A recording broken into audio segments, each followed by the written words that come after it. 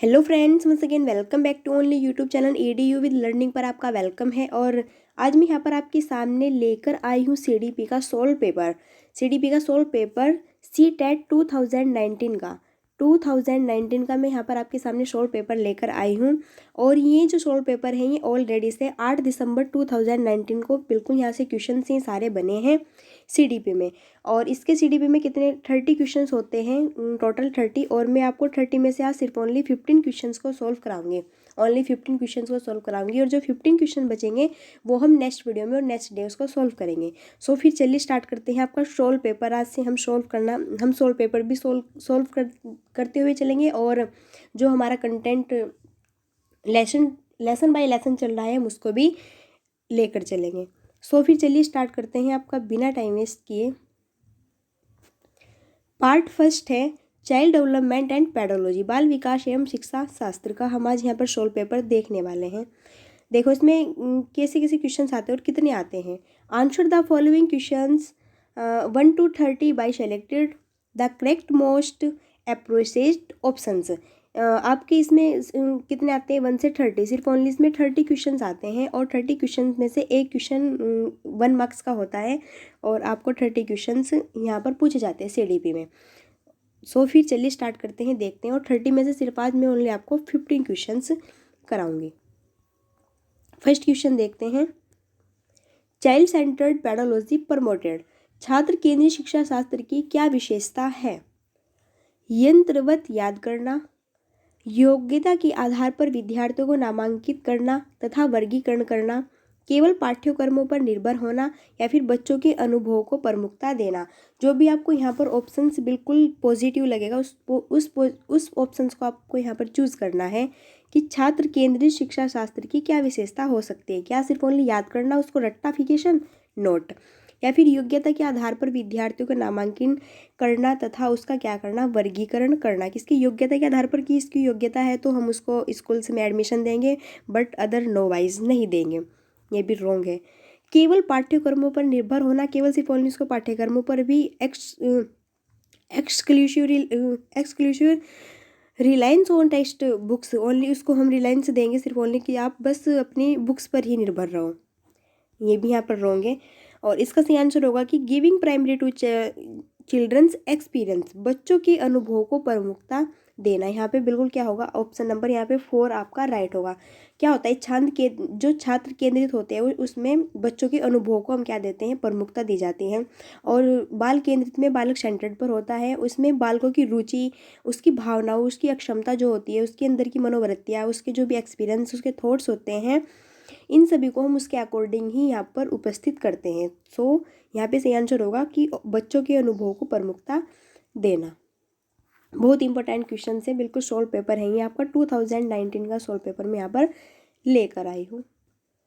फिर नेक्स्ट है emotions and cognition are blank each other, संवेग एवं संज्ञान एक दूसरे से ब्लैंक है, एक दूसरे से ब्लैंक है, सन्निहित, संबंधित नहीं, पूर्णतया अलग या फिर स्वतंत्र। आपको बताने संवेग और संज्ञान एक दूसरे की क्या है, इंटरवूवन विद, या फिर नॉट रिलेटेड टू, या फिर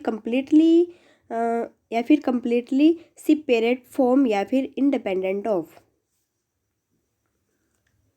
तो संवेग एवं संज्ञान एक दूसरे के क्या है, इंटरवोविन विद है। क्या है, इंटरवोविन विद है। संवेग एवं संज्ञान क्या होते हैं, एक दूसरे से इंटरवोविन विद होते हैं। और जो ही होते हैं सामयिक दिशा में, इसमें व्यक्ति की जो विचार होती है उनकी प्रक्रिया क्या हो जाती है, बिल्कुल शिथिल हो जाती है, सिकुड़ जाती है, अथवा यह लुप्त प्राय भी हो जाती है। और ये क्या हो जाती है, तो थोड़ा छिप भी जाती है, लुप्त भी हो जाती है ये। क्लियर है। और इसमें बुद्धि जो होती है हमारी, क्या इंटेलिजेंस जो होती है, वो चिंतन और तर्क प्रक्रिया के व्यवहार को पूर्ण नहीं कर सकता। इसमें चिंतन और तर्क के जो हमारे माइंड्स को, थॉट्स को, जो न्यू को सोचना होता है उसको ये नहीं कर पाता। और यह उचित और अनुचित का ठीक ढंग से विचार भी नहीं कर सकता। क्या, इंटरवूवन विद। क्लियर है। फिर नेक्स्ट है, बहुत इंपॉर्टेंट क्वेश्चन है सारे, बहुत ही इंपॉर्टेंट है। Naive theories that children construct about various phenomena अनेक घटनाओं के बारे में बच्चों के द्वारा बनाए गए सहजानुभूत सिद्धांतों के संदर्भ में एक शिक्षिका को क्या करना चाहिए। बिल्कुल पॉजिटिव ऑप्शंस को यहाँ पर आपको चूज करना है।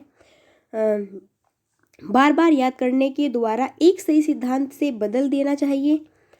प्रतिकूल प्रमाण एवं उदाहरणों को प्रस्तुत करके बच्चों के इन सिद्धांतों को चुनौती देनी चाहिए, या फिर बच्चों के इन सिद्धांतों को अनदेखा करना चाहिए, या फिर should be punished bye the teacher, बच्चों को दंडित करना चाहिए। तो आपको यहाँ पर जो बिल्कुल पॉजिटिव ऑप्शन है उसको आपको यहाँ पर चूज करना है। तो यहाँ पर क्या करना चाहिए, क्या हमको इसको बार बार लर्निंग करने को दी जानी चाहिए। बिल्कुल भी रट्टाफिकेशन तो जहाँ पर भी आएगा वो बिल्कुल निगेटिव है। उदाहरणों को यहाँ पे कि प्रतिकूल प्रमाण एवं उदाहरणों को प्रस्तुत करके बच्चों के इन प्रतिकूलों को चुनौती, हाँ शुड बी चैलेंज्ड बाय, उनको चैलेंज देना चाहिए एग्जाम्पल्स के थ्रू। सो ये यहाँ पे ऑप्शंस बिल्कुल राइट है। अगर थर्ड ऑप्शन देखते हैं कि बच्चों के इन सिद्धांतों को अनदेखा करना चाहिए, ये कैसा टीचर है, ये कैसे टीचिंग हुई कि बच्चों के जो भी एक्सपीरियंस है उनको अनदेखा कर दे, या फिर बच्चों को पनिश देना चाहिए, नोट। तो यहाँ पे सही ऑप्शंस बिल्कुल होगा ऑप्शन नंबर बी, यहाँ पर बिल्कुल क्या होगा, राइट होगा। क्लियर है। बिल्कुल पॉजिटिव थॉट्स को आपको चुनना है, बिल्कुल पॉजिटिव थॉट्स। फिर नेक्स्ट है repeatedly asking children to engage in learning activities either to avoid punishment or to gain a reward। बच्चों को अधिगम गतिविधियों में भागीदारी करने के लिए लगातार पुरस्कार देना व दंड का प्रयोग करने से क्या इफेक्ट पड़ता है। अगर आप लगातार उसको पुरस्कार दोगे और उसको क्या दोगे, पनिशमेंट दोगे, तो बच्चे पर क्या इफेक्ट पड़ता है। ऑप्शन को देखते हैं। यह बच्चों को प्रदर्शन आधारित लक्ष्यों के बजाय निपुणता पर ध्यान देने के लिए प्रोत्साहित करेगा। अधिगम में बच्चों की स्वाभाविक अभिरुचि तथा जिज्ञासा कम होती है। या फिर नेक्स्ट है फिर ऑप्शंस यहाँ पर,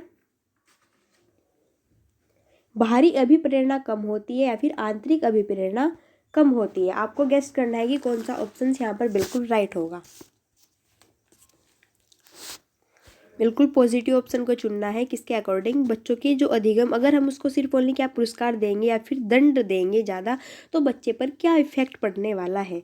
तो यहाँ पर बच्चे पर क्या इफेक्ट पड़ेगा कि इसकी जो क्या होगी, decrease children's natural interest and curiously involve in learning. अधिगम में बच्चों की स्वाभाविक अभिरुचि तथा जिज्ञासा कम होती है। अगर आप उसको क्या पुरस्कार ही दोगे सिर्फ ओनली, और क्या उसको बस पनिशमेंट दोगे और उसको पुरस्कार दोगे, तो उससे बच्चे की जो अधिगम लर्निंग बाय लर्निंग जो एक्सपीरियंस होंगे, जो उसकी रुचियाँ होंगी उसके अंदर की, जो इन्वॉल्वड होंगे, वो जो जिस चीज़ में इंटरेस्ट होंगे नेचुरल, तो वो क्या हो जाएगी, उनकी बिल्कुल जिज्ञासा कम हो जाएगी। तो आपको ऐसा नहीं करना है। क्लियर है। अगर थोड़ा इसके बारे में समझते हैं कि ये होता क्या है और किसने दिया है। तो इसको ना स्किनर ने भी आंशिक पुनर्बलन को अधिगम के लिए बेहतर माना है। इस सिद्धांत को स्किनर ने आंशिक पुनर्बलन को अधिगम के लिए बहुत बहुत बेटर माना है। किसने, स्किनर ने, इस वाले सिद्धांत को, जो ये सिद्धांत हमने यहाँ पर अभी देखा है। क्लियर है। फिर नेक्स्ट देखते हैं क्वेश्चन, बहुत इंपॉर्टेंट क्वेश्चन है, बहुत ज़्यादा, बिल्कुल सारे सॉल्व पेपर हैं ये। Which of the following statements about learning is correct from a constructive perspective? संरचनावादी सिद्धांतों के अनुसार अधिगम के बारे में निम्नलिखित कथनों में से कौन सा सही है। आपको बताना है कौन सा ऑप्शन यहाँ पर बिल्कुल राइट है। अधिगम आवर्ती संबंध के द्वारा व्यवहारों का अनुबंधन है। अधिगम सक्रिय विनियोजन के द्वारा ज्ञान की संरचना की जाती है। अधिगम पुनरुत्पादन एवं स्मरण की प्रक्रिया है। या फिर अधिगम यंत्रवत याद करने की प्रक्रिया, सिर्फ ओनली रट्टाफिकेशन है। तो बिल्कुल जो यहाँ पर ऑप्शंस बिल्कुल आपको क्या लगेगा, पॉजिटिव लगेगा, उस ऑप्शन को आपको यहाँ पर चूज करना है। देखते हैं, क्या अधिगम आवर्ती संबंध के द्वारा व्यवहारों का अनुबंधन है। बिल्कुल यहाँ पे ऑप्शन होगा ऑप्शन नंबर बी, कि अधिगम सक्रिय विनियोजन के द्वारा ज्ञान की संरचना की प्रक्रिया है। जो अधिगम होता है, learning is the process of construction of knowledge by active engagement. इसमें क्या होता है, जो अधिगम होता है हमारा सक्रिय होता है, सक्रिय विनियोजन के द्वारा इसमें नॉलेज की संरचना, नॉलेज की प्रक्रिया चलती है, न कि यहाँ पर रट्टाफिकेशन। ओके, जहाँ पर भी रट्टाफिकेशन आएगा उसको बिल्कुल वहाँ से काट देना है। कि स्मरण, स्मरण याद करना, क्या सिर्फ ओनली हम उसको याद करने के लिए देंगे नोट, या फिर बोल देंगे कि सिर्फ ओनली आप इसको रट्टाफिकेशन करो, बस इसको रटो आप बैठ के। प्रोसेस आपका यही है कि आप बस इसको रटो बैठ कर। तो जहाँ पर भी रटने की बात आती है वहाँ पर ये हमारा ऑप्शन बिल्कुल क्या हो जाता है, वहाँ से निगेटिव हो जाता है। उस ऑप्शन को आपको यहाँ पर चूज़ नहीं करना है। तो जो संरचनावादी सिद्धांत है इनके अकॉर्डिंग अधिगम सक्रिय विनियोजन के द्वारा ज्ञान की संरचना की प्रक्रिया होती है, और अधिगम किसी अनुबंधन द्वारा न होकर बल्कि एक सक्रिय थॉट्स के अकॉर्डिंग होती है। ठीक है, क्या होती है, एक सक्रिय थॉट्स के अकॉर्डिंग होती है, सक्रिय नॉलेज के अकॉर्डिंग होती है। और जो संरचनावादी सिद्धांत में जो संरचनावादी सिद्धांत है इसके जो मनोवैज्ञानिक है वो जीन पियाजे और रशियन मनोवैज्ञानिक और लेव वाइगोत्स्की है। ओके, कभी कभी कन्फ्यूजन्स हो जाता है। जो ये है संरचनावादी, थोड़ा और समझ लेते हैं इसके बारे में। जो संरचनावादी सिद्धांत है इसके मनोवैज्ञानिक कौन है, वो है जीन पियाजे है, और एक है आपने सुना होगा नाम लेव वाइगोत्स्की, और एक है यहाँ पर रशियन मनोवैज्ञानिक। ये इसके प्रमुख मनोवैज्ञानिक है कौन, जीन पियाजे रशियन और लेव वाइगोत्स्की, किसके, संरचनावादी सिद्धांत के। इन दोनों सिद्धांतों का ये मानना है कि जो नॉलेज होती है वो लर्निंग द्वारा सक्रिय रहकर सर्जित की जाती है, न कि निष्क्रिय रहकर। अगर सक्रिय पॉजिटिव होगी थॉट्स तो क्या होगा, आपका बिहेवियर एंड एनवायरनमेंट बिल्कुल पॉजिटिव आपको वो करेगा। और अगर क्या होगा, निष्क्रिय रहकर आप वातावरण द्वारा प्राप्त करोगे तो वो बिल्कुल भी बेटर नहीं होगा। क्लियर है। तो बिल्कुल यहाँ पे जो पॉजिटिव थॉट्स होते हैं उनको आपको चूज करना है। अगर कहीं पर भी रट्टाफिकेशन की बात आती है वो बिल्कुल उसको कट कर दो। फिर नेक्स्ट देखते हैं, presenting students with clear examples and non examples. विद्यार्थियों को स्पष्ट उदाहरण एवं गैर उदाहरण देने के क्या परिणाम है, क्या चेंजिंग होता है जब हम उनको गैर एग्जाम्पल्स देते हैं। यह अवधारणाओं की समझ में अभाव पैदा करता है। यह अवधारणात्मक समझ के बजाय कार्यविधिक या प्रक्रियात्मक ज्ञान पर ध्यान केंद्रित करता है, या फिर अवधारणात्मक परिवर्तनों को प्रोत्साहित करने के लिए यह एक प्रभावशाली तरीका है, या फिर यह विद्यार्थियों के दिमाग में भ्रांतियाँ उत्पन्न करता है। तो आपको यहाँ पर गेस्ट करना है कि यहाँ पर सही आंसर क्या होगा। बिल्कुल यहाँ पे सही आंसर होगा ऑप्शन नंबर सी यहाँ पे करेक्ट होगा कि अवधारणात्मक परिवर्तनों को प्रोत्साहित करने के लिए यह एक प्रभावशाली तरीका है। कौन सा, यह एक प्रभावशाली तरीका है। देखो अगर यहाँ पे देखते हैं इन ऑप्शंस को कि यह समझ में अभाव पैदा करता है, अभाव बिल्कुल नेगेटिव बात की है। और यह अवधारणा जो है समझ के बजाय सिर्फ ओनली क्या करती है, ज्ञान पर ध्यान केंद्रित रखती है, ये भी नेगेटिव ऑप्शन हुआ यहाँ पर। और फिर नेक्स्ट है कि यह विद्यार्थियों के दिमाग में भ्रांतियाँ, क्या उनके दिमाग में कन्फ्यूजन्स को पैदा करती है, माइंड्स ऑफ स्टूडेंट्स के नोट। तो यहाँ पे सी आंसर होगा ऑप्शन नंबर सी, बिल्कुल पॉजिटिव ऑप्शन से हमारा कि अवधारणात्मक परिवर्तनों को प्रोत्साहित करने के लिए यह एक हमारा बहुत इंपॉर्टेंट एंड इफेक्टिव ऑप्शन यहाँ पर है। जो होता है अगर विद्यार्थियों के सामने हम उदाहरणों या फिर गैर उदाहरणों को प्रस्तुत करते हैं तो उससे जो भी परिवर्तन या परिमार्जन होता है वो बहुत महत्वपूर्ण हेल्पिंग करता है स्टूडेंट्स के अकॉर्डिंग। और इसमें यह भी देखा जा सकता है कि जो विद्यार्थी होते हैं वो सामाजिक अंतरक्रिया द्वारा बहुत सारी गलती या फिर बहुत सारी गलत अवधारणाएं विकसित कर लेते हैं, और जिनको सुधारने के लिए लाइफ में क्या करते हैं, गैर उदाहरण या फिर उदाहरणों को, अनुभवों को प्रस्तुत करना होता है एक टीचर को। अगर उनके लाइफ में कोई निगेटिव थॉट्स को चल जाते हैं तो निगेटिव थॉट्स को पॉजिटिव थॉट्स में बदलने के लिए शिक्षक को अलग अलग एग्जाम्पल्स या फिर गैर एग्जाम्पल्स का एक्सपीरियंस लेना ही पड़ता है। सो उससे फिर उनकी जो लाइफ होती है वो पॉजिटिव लाइंस पर बनी रहती है। तो इसलिए हम उदाहरणों का, एग्जाम्पल्स का यहाँ पर हम यूज़ करते हैं बाय द टीचर। फिर नेक्स्ट है, a primary school teacher can encourage children to become effective problem solves bye.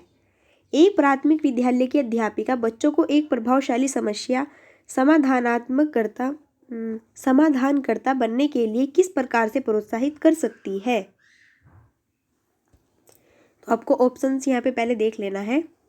गलत उत्तरों को अस्वीकार करके एवं दंडित करके, बच्चों को सहजानुभूत अनुमान लगाने के लिए प्रोत्साहित करके तथा उसी पर आधारित विचार मंथन करके, या फिर प्रत्येक प्रत्येक छोटे कार्य के लिए भौतिक पुरस्कार देकर, या फिर केवल प्रक्रियात्मक ज्ञान पर बल महत्व देकर। क्वेश्चन को समझो कि एक प्राथमिक विद्यालय है, उसकी क्या है, टीचर है, वो बच्चों को एक प्रभावशाली समस्या समाधानकर्ता बनने के लिए किस प्रकार से प्रोत्साहित कर सकती है। क्या सिर्फ ओनली वो उसको दंडित देगी, तो दंड वाली बात बिल्कुल यहाँ पे नो करेक्ट, सॉरी बिल्कुल यहाँ पे वो है नो करेक्ट है। और क्या प्रत्येक छोटे कार्य के लिए उसको भौतिक पुरस्कार देगी, बिल्कुल यहाँ पे नोट है। क्या केवल सिर्फ केवल ओनली ऑन प्रोसीड्यूरल नॉलेज, क्या सिर्फ ओनली उसको प्रक्रियात्मक ज्ञान पर बल देगी, नोट। तो यहाँ पे सही आंसर क्या होगा कि बच्चों को सहजानुभूत अनुमान लगाने के लिए प्रोत्साहित करने तथा उसी पर आधारित विचार मंथन करके। क्लियर है। मैंने आपको बताया कि बिल्कुल जो भी पॉजिटिव ऑप्शंस होगा वो आपको यहाँ पर चूज़ करना है, बिल्कुल जो भी पॉजिटिव ऑप्शंस होगा वो आपको यहाँ पर चूज़ करना है। तो यहाँ पे सही आंसर होगा ऑप्शन नंबर बी, कि बच्चों को सहजानुभूत अनुमान लगाने के लिए प्रोत्साहित करके और उसी पर आधारित विचार मंथन करके, उसके ही थॉट्स के अकॉर्डिंग हम उसको क्या करेंगे, उसको हम क्या देंगे, खोजने के अवसर देंगे। और इससे बच्चों के सामने क्या होता है, देखो जैसे बच्चों के सामने कोई प्रॉब्लम्स को रखी हुई है तो हम बच्चों को बोलेंगे कि आप इस पे अपने अपने क्या लगाइए, अपने थॉट्स लगाइए, अपना अपना चिंतन कीजिए, अपना तर्क दीजिए, अपना एक्सपीरियंस दीजिए, और खुद से अपनी जो गलतियाँ हैं खुद से उसको क्या करिए, आप खोजने के अवसर देंगे हम उसको। सो यहाँ पे करेक्ट बिल्कुल आंसर होगा आपका ऑप्शन नंबर बी, और सारे ऑप्शन आपके क्या थे, निगेटिव थे। फिर नेक्स्ट है, बहुत इंपॉर्टेंट सोल पेपर है, बिल्कुल सारे ऑलरेडी से 2019 का देखो मैं यहाँ पर लेकर आई हूँ, और ऑलरेडी से सारे क्वेश्चंस आपके पूछे जा चुके हैं। विच of the following practice promote meaningful learning, निम्नलिखित में से कौन सी प्रथाएं सार्थक अधिगम को बढ़ावा देती है। शारीरिक दंड, सहयोगात्मक अधिगम, पर्यावरण, या फिर सतत एवं समग्र मूल्यांकन, या फिर निरंतर तुलनात्मक मूल्यांकन। तो आपको यहाँ पर ऑप्शंस दिए हुए हैं, उनके अकॉर्डिंग आपको यहाँ पर चूज करना है कि कौन से ऑप्शंस यहाँ पे बिल्कुल राइट है। 1 2 3, 2 3 4, 1 2, या फिर 2 और 3। तो यहाँ पे सी आंसर होगा ऑप्शन नंबर 4, 2 और 3, सिर्फ ओनली 2 और 3 यहाँ पे क्या है, राइट है। कि क्या इसमें शारीरिक दंड की बात तो बिल्कुल यहाँ पे बिल्कुल निगेटिव है। सहयोगात्मक अधिगम, पर्यावरण, हाँ बिल्कुल। कोऑपरेटिव लर्निंग, इन्वायरमेंट देंगे हम उसको। या फिर कंटिन्यूअस एंड कंपेरिजिव एवोल्यूशंस, या फिर सतत एवं समग्र मूल्यांकन देंगे बिल्कुल। या फिर हम निरंतर उनमें क्या करेंगे, तुलना करेंगे, कंटेंट कंपैरेटिव इवैल्यूएशंस, या क्या सिर्फ हम बस यही रखेंगे कि उनमें कंपैरिजन करते रहो कि ये बच्चा ऐसा है, ये ऐसा है, इसका माइंड से ऐसा है, इसके थॉट्स ऐसे हैं, वो वगैरह वगैरह। सो हम ऐसा नहीं करेंगे, कहीं पर भी कंपैरिजन की बात नहीं होगी, ना फिर उसकी क्या होगी, ना फिर उसकी कॉर्पोरल पनिशमेंट की बात होगी। यहाँ पर किसकी होगी, कोऑपरेटिव लर्निंग इन्वायरमेंट की होगी, और किसकी होगी, सतत एवं समग्र मूल्यांकन की होगी। सो यहाँ पे सही आंसर होगा आपका ऑप्शन नंबर सेकंड। हम उसको क्या देते हैं, अगर हमको उसकी अधिगम को बहुत अधिक बढ़ावा देना है तो सहयोगात्मक अधिगम पर्यावरण देंगे, और सतत एवं समग्र मूल्यांकन देंगे, और इसमें हम पाठ को बिल्कुल रोचक पाठ सामग्री आदि चीज लाएंगे, और अध्यापक की संरचनात्मक इसमें क्या रखेंगे, भूमिका रखेंगे। तो ये होते हैं इसके सारे ऑप्शंस, बाकी वो क्या है, रॉन्ग है। और फिर नेक्स्ट है, how can teacher facilitated understanding of complex concept in children, शिक्षक बच्चों की जटिल अवधारणाओं की समझ को किस प्रकार सहज कर सकते हैं। जो शिक्षक होते हैं वो बच्चों की जटिल अवधारणाओं को किस प्रकार से अंडरस्टैंड कर सकते हैं, जो भी उसके क्या होती है, बच्चों की जटिल समस्याएं होती है, तो एक टीचर उनको किस प्रकार से अंडरस्टैंड करता है। बार बार यांत्रिक अभ्यास के द्वारा, अन्वेषण एवं परिचर्या के लिए अवसर उपलब्ध करके, या फिर एक व्याख्यान देकर, या फिर प्रतियोगितात्मक अवसरों की व्यवस्था करके। तो आपको बताना है कि यहाँ पर कौन सा ऑप्शन, बिल्कुल पॉजिटिव ऑप्शन को चूज़ करना है। क्या बार बार हम उसको देंगे कि बार बार रट ले, बस बार बार अभ्यास कर ले नोट, या फिर सिर्फ ओनली एक व्याख्यान देकर, कोई वो छोटे बच्चे हैं यार उसको आप लेक्चर दोगे नोट, बिल्कुल भी यहाँ पर पॉसिबल नहीं है। क्या फिर प्रतियोगात्मक अवसरों की व्यवस्था देकर, सिर्फ ओनली तो नहीं, ये भी यहाँ पर राइट नहीं है। तो यहाँ पर बिल्कुल जो पॉजिटिव है और राइट है बिल्कुल यहाँ पे ऑप्शन नंबर बी है कि अन्वेषण एवं परिचर्चा के लिए अवसर उपलब्ध करके हम उनको क्या देंगे, हम उनको अवसर देंगे, समझने के थॉट्स, उनके एक्सपीरियंस को, उनके थॉट्स को बाहर निकालेंगे और उनको कहेंगे कि आप इस पर खुद से अपना मंचन कीजिए, आप खुद से बताइए कैसे कैसे क्या चीज़, क्या कैसे कैसे क्या करना है। सो हम उनको क्या देंगे, इन सब चीज़ों के क्या देंगे, अवसर उपलब्ध कराएंगे। जो शिक्षक होता है वो बच्चों की जटिल अवधारणाओं की समझ को अन्वेषण एवं परिचर्या के अवसर उपलब्ध कराकर ही सहज कर सकते हैं, जिससे बच्चे अपनी समस्या का समाधान स्वयं खोज सकते हैं।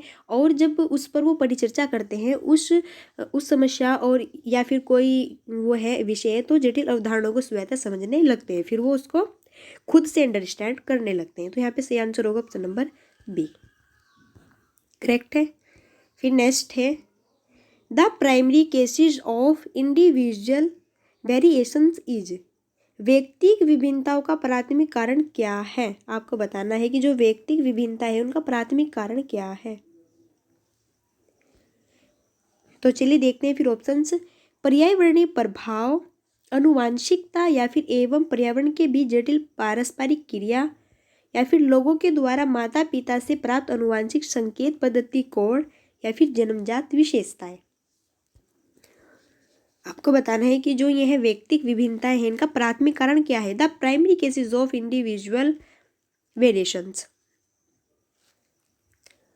क्या सिर्फ ओनली इन्वायरमेंट इफेक्ट रहता है, या फिर लोगों के द्वारा माता पिता से प्राप्त अनुवांशिक संकेत। तो यहाँ पे सही आंसर क्या होगा, यहाँ पे सही आंसर होगा आपका ऑप्शन नंबर बी यहाँ पर राइट होगा कि the complex interplay between the heredity and environment.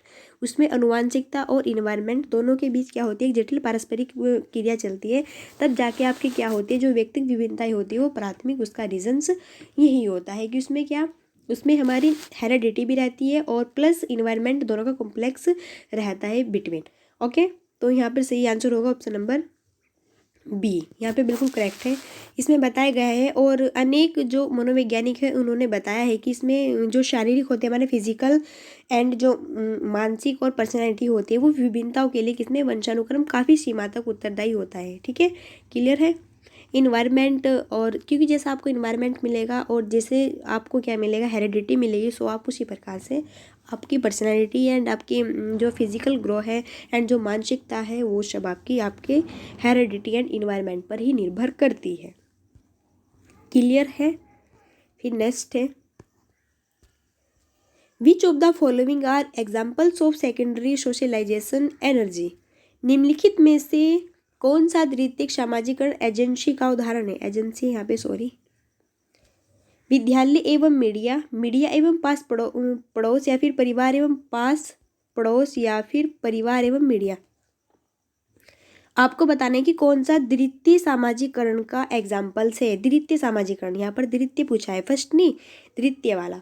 अगर हम यहाँ पर फर्स्ट की बात करते हैं तो फर्स्ट में क्या होता है, फर्स्ट में होता है हमारा परिवार एवं पड़ोस। क्या होता है हमारा फर्स्ट में हमारा होता है हमारा परिवार और हमारा पड़ोस।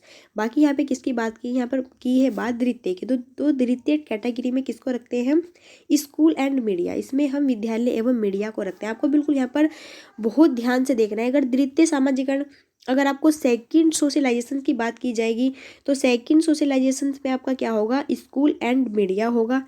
बिल्कुल क्लियर है ना। और अगर यहाँ पर बोल दे कि प्राथमिक सामाजिकरण एजेंसी का एग्जाम्पल दीजिए, किसका, प्राथमिक सामाजिकरण एजेंसी का आपको एग्जाम्पल्स देना है, तब आपका क्या होगा, family and neighbourhood.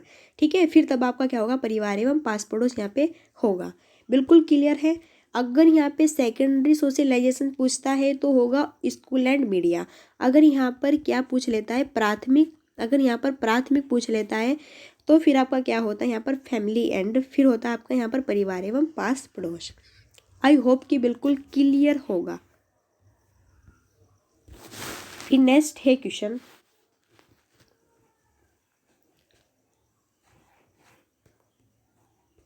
In which of the following periods does physical growth and development occur at a rapid pace.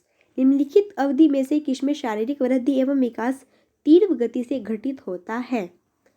मध्य बाल्यावस्था एवं किशोरावस्था, किशोरावस्था एवं वयस्कावस्था, या फिर शेषावस्था एवं प्रारंभिक बाल्यावस्था, या फिर प्रारंभिक बाल्यावस्था एवं मध्य बाल्यावस्था।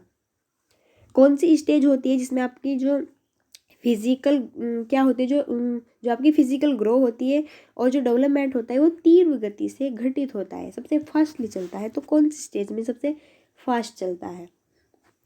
तो यहाँ पे सी आंसर होगा ऑप्शन नंबर सी, शेषावस्था एवं प्रारंभिक अवस्था। जो शेषावस्था हमारी फर्स्ट स्टेज होती है सबसे पहले वाले जन्म से 5 ईयर तक की, है ना, तो ये होती है शेषावस्था कहलाती है। और इसको इसमें क्या करता है, इसमें जो बच्चों की क्या होती है, ग्रो होती है, जो फिजिकल ग्रो होती है, जो डेवलपमेंट होता है वो बहुत फास्टली चलता है, बहुत ज़्यादा फास्ट चलता है। शेषावस्था में क्या होता है, शेषावस्था में जन्म से लेकर 3 वर्ष की आयु होने के दौरान जो शारीरिक हमारा डेवलपमेंट होता है उनकी गति अत्यंत तीव्र रहती है। और इसी प्रकार जो बाल्यावस्था है वो प्रथम 3 वर्षों के दौरान, अर्थात अगर हम समझते हैं तो वो 6 से 9 वर्ष की आयु तक शारीरिक विकास बहुत अधिक तीव्र गति से होता है। और इसके बाद के जो 3 वर्ष होते हैं उसमें शारीरिक विकास की गति कुछ धीमी सी हो जाती है। क्लियर है? बिल्कुल फर्स्ट से लेकर थर्ड तक भी बिल्कुल क्या चलती है, फास्ट चलती है। और फिर 6 से 9 तक भी बिल्कुल फास्ट चलती है। फिर इसके जो 3 ईयर्स होते हैं, 9 से आगे जो होते हैं, उसके बाद फिर थोड़ी आपकी जो ग्रो होगी और जो आपका थोड़ा डेवलपमेंट होगा वो थोड़ा क्या हो जाएगा, थोड़ा स्लो हो जाएगा। बिल्कुल क्लियर है ना? फिर नेक्स्ट क्वेश्चन देखते हैं हम। विच of the following is not a principle of development? निम्नलिखित में से कौन सा विकास का सिद्धांत नहीं है? जो नहीं है, निगेटिव जो नहीं है वो आपको चूज करना है। विकास आनुवांशिकता एवं पर्यावरण दोनों के द्वारा प्रभावित होता है, या फिर विकास सार्वभौमिक है तथा सांस्कृतिक संदर्भ इसे प्रभावित नहीं करते। विकास जीवन परिवर्तन होता है, या फिर क्या डेवलपमेंट इज मॉडिफाइबल, या फिर विकास परिवर्तनीय होता है। तो जो निगेटिव है वो आपको चूज करना है, जो निगेटिव ऑप्शन होगा। बिल्कुल आपसे यहाँ पर देखते ही बन गया होगा कि इसमें क्या पूछा है कि विकास सार्वभौमिक है तथा सांस्कृतिक संदर्भ इसे प्रभावित नहीं करता, बल्कि development is universal and cultural. जो डेवलपमेंट होता है वो हमारे कल्चरल को और हमारे इन्फ्लुएंस को, यूनिवर्सल्स को बहुत ज़्यादा इफेक्टिव करती है। बट यहाँ पर क्या दे दिया है कि प्रभावित नहीं करती, तो इसलिए हमारा ऑप्शन यहाँ पे निगेटिव बन गया है। तो क्या होगा, करेक्ट ऑप्शन नंबर होगा बी। और बाकी सभी क्या है, हमारे सारे राइट है। हाँ, जो विकास होता है डेवलपमेंट वो इज लाइफ लॉन्ग होता है, जीवन पर्यंत चलता है। और जो डेवलपमेंट होता है वो विकास परिवर्तनीय भी होता है। और जो डेवलपमेंट होता है वो क्या, हेरिडिटी एंड इन्वायरमेंट दोनों के द्वारा इफेक्टिव होता है। सो यहाँ पे सभी ऑप्शंस राइट है, बाकी ये यहाँ पर रॉन्ग है। थोड़े मैं इसके यहाँ पे कुछ लेकर भी आई हूँ, विकास के बारे में कुछ लेकर आई हूँ। देखो कि विकास, इसके कुछ पॉइंट्स है इंपॉर्टेंट, जिनको नोट कर लेना आप। विकास आनुवांशिकता एवं पर्यावरण दोनों के द्वारा प्रभावित होता है। जो डेवलपमेंट होता है वो हेरिडिटी एंड इन्वायरमेंट दोनों बिटवीन दोनों के लिए क्या होता है, इफेक्टिव होता है। और जो डेवलपमेंट होता है वो लाइफ लॉन्ग भी होता है, बिल्कुल। जो विकास होता है वो परिवर्तनीय होता है, बिल्कुल राइट है। और विकास में जो पर्सनैलिटी भिन्नता बिल्कुल होती है, सब में अलग अलग विभिन्नताएं होती है, इक्वल विकास किसी में भी नहीं चलता है। विभिन्न अंगों के विकास में परस्पर संबंध तथा समन्वय रहता है। जो भी हमारे विभिन्न अंग होते हैं उनमें डेवलपमेंट के अलग अलग रिलेशंस होते हैं। और विकास एक निश्चित प्रतिमान का अनुसरण करता है, बिल्कुल। विकास की गति तथा दिशा में परिमार्जन संभव होता है। अगर आप कह सकते हैं कि यहाँ पर विकास सार्वभौमिक है तथा सांस्कृतिक संदर्भ इसे प्रभावित नहीं करते, बल्कि विकास के सिद्धांत के संदर्भ में यह कथन सही नहीं है, क्योंकि यहाँ पे क्या दे दिया गया, यहाँ पे नोट दे दिया गया है। क्लियर है? तो ये सारे हमारे विकास के कुछ पॉइंट्स थे, ये आपको नोट डाउन कर लेना है। और फिर यहाँ पर आज का लास्ट क्वेश्चन है। मैंने पहले ही बताया था कि मैं सिर्फ ओनली 15 क्वेश्चन से लेकर आई हूँ। During classroom discussion are teacher often pays more attention to boys than girls. This is an example of। कक्षा में परिचर्चा के दौरान एक शिक्षक प्राय लड़कियों की तुलना में लड़कों पर अधिक ध्यान देता है। यह किसका एग्जाम्पल है? जेंडर रिलीवेंस, या फिर जेंडर कंसिस्टेंसी, या फिर जेंडर बेस, या फिर जेंडर आइडेंटिटी। आपको बताना है कोई टीचर है वो कक्षा में लड़कियों की तुलना और लड़कों पर ज़्यादा ध्यान देता है, वो लड़कों और लड़कियों के बीच में क्या करता है, कंपैरिजन करता है, वो गर्ल्स पर ध्यान नहीं देता है बट बॉयज़ पर ज़्यादा ध्यान देता है। तो ये किसका एग्जाम्पल्स हो सकता है, आपको ये बताना है कि किसका एग्जाम्पल्स हो सकता है। तो यहाँ पर क्या होगा, यहाँ पर होगा सही ऑप्शन आपका जेंडर बेस। क्या वो जेंडर पक्षपात कर रहा है, दोनों में क्या कर रहा है, दोनों में कंपैरिजन कर रहा है, दोनों में पक्षपात को यहाँ पर शो कर रहा है। बिल्कुल क्लियर है ना। देखो यदि कक्षा में परिचर्चा के दौरान कोई शिक्षक है ना लड़कियों की तुलना लड़कों पर अधिक ध्यान देता है तो यह जेंडर पक्षपात का एग्जाम्पल्स होगा कि वो उनमें क्या कर रहा है, उनमें पक्षपात दिखा रहा है। बिल्कुल क्लियर है ना। और कक्षा में जब शिक्षक लिंग विशेष को ध्यान में रखकर व्यवहार करता है, जब कक्षा में एक टीचर जेंडर को देखकर क्या करता है, बिहेव करता है, तो वह लैंगिक पक्षपात कहलाता है। और एक अच्छे शिक्षक को कक्षा में लैंगिक पक्षपात बिल्कुल भी नहीं करना चाहिए। बिल्कुल जो भी अच्छा, जो बेटर टीचर होता है, जो बहुत ही अच्छा टीचर होता है, तो उसको कभी भी उसको लैंगिक पक्षपात पर ध्यान नहीं देना चाहिए। वही सुपर टीचर होता है और वही हमारे कंट्रीज़ को एंड हमारी सोसाइटीज़ को एंड कंट्रीज़ को एंड सभी को वो क्या कर सकता है, बच्चों को भी सुधार सकता है। और अगर वो ही क्या करेगा, जेंडर पक्षपात दिखाएगा, सो वो करेक्ट टीचर नहीं होगा। सो यहाँ पे क्या होना चाहिए, बिल्कुल एक अच्छा टीचर बनो जो कि जेंडर पर बिल्कुल भी ध्यान नहीं दो, कंपैरिजन नोट, बिल्कुल भी किसी में भी, गर्ल्स एंड बॉयज़ में नोट कंपैरिजन। अब सब क्या है, इक्वल है। तो ये थे आज के हमारे 15 क्वेश्चंस। आप मेरे को बताना कमेंट बॉक्स में कि आपको आज का सोल्व पेपर कैसा लगा। ये 15 क्वेश्चंस थे और जितने 15 क्वेश्चन बचे हैं वो मैं कल लेकर आऊँगी नेक्स्ट वीडियो में। आपका सोल्व पेपर है ये 2019 का, यहाँ पर मैं लेकर आई हूँ CTET 2019 का, जो कि चाइल्ड ऑफ डेवलपमेंट का फर्स्ट पेपर है। बिल्कुल क्लियर है तो आप मेरे को कमेंट बॉक्स में बताना कि हाँ बिल्कुल क्लियर है। अगर कोई भी प्रॉब्लम आपको हुई हो तो आप मेरे को कमेंट बॉक्स में बता दीजिएगा, मैं नेक्स्ट वीडियो में इसको सॉल्व कर दूंगी या फिर कमेंट बॉक्स में ही आपका आंसर दूंगी। सो फिर चलिए मिलते हैं नेक्स्ट वीडियो में, तब तक के लिए so thanks for watching, keep study and bye bye.